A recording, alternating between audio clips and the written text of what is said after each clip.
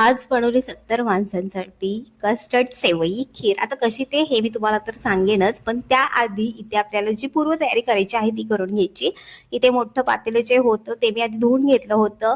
त्यानंतर इथे दूध आणलं होतं 5 लिटर आणि त्यानंतर शेवई मी आधीच तुपामध्ये भाजून ठेवली होती। पातेलं ठेवलं। आधी कोणतंही स्वयंपाक करायच्या आधी त्याला नमन करणं खूप जास्त महत्त्वाचं आहे, कारण आपल्या स्वयंपाकघरामध्ये अन्नपूर्णेचा वास असतो आणि तिचा आदर करणं खूप जास्त गरजेचं आहे। त्यानंतर इथे मी 2 लिटर पाणी घातलं होतं पातेल्यामध्ये।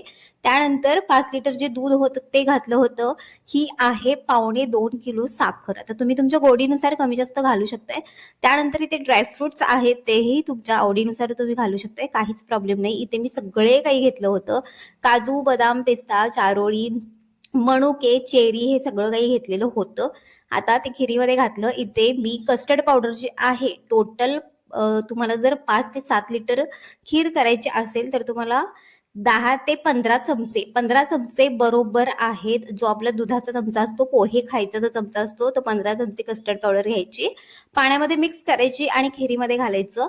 आणि कधीही कस्टर्ड पावडर घालताना दुधाला आधी उकळी आली पाहिजे, म्हणजे त्याची जी थिकनेस आहे जो दुधाचा तो पटकन होतो, म्हणजे दूध जे आहे ते घट्ट पटकन होतं। आता इथे छान मस्त असं मिक्स करून घ्यायचं। आता इथे मी दुधामध्ये शेवयासोबत रवा जो होता तो सुद्धा मी भाजून घेतलेला होता तुपामध्ये, आणि रवा सुद्धा मी खिरीमध्ये म्हणजे दुधामध्ये घालून घेतला होता। त्यानंतर शेवयाच्या होते ते सुद्धा घालून घेतलं आणि छान मस्त अर्धा ते पाऊण तास मंद आचेवरती खीर मी शिजवून घेतली होती आणि मीडियम कन्सिस्टन्सी त्याची ठेवायची आहे। आणि एक नंबर झाली होती खीर, सगळ्यांना आवडली। आणि या पद्धतीने तुम्ही सुद्धा 70 ते 80 माणसांसाठी या पद्धतीची खीर बनवू शकताय।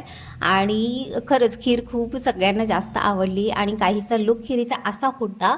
आणि तुम्हाला ही रेसिपी कशी वाटली मला कमेंट करून नक्की सांगा। आणि त्यानंतर मला ही खीर दुसऱ्या पातेल्यामध्ये ट्रान्सफर करायची होती, तरी ती मी डब्बा घेतला होता। ॲक्च्युली किटलीतून न्यायची होती, पण किटलीमध्ये नाही बसली, म्हणून पुन्हा मग मी हा जो माझा डब्बा आहे 12 लिटरचा, तर त्यामध्ये मी ट्रान्सफर केली आणि टोटल माझी खीर 9 ते 10 लिटर झाली होती।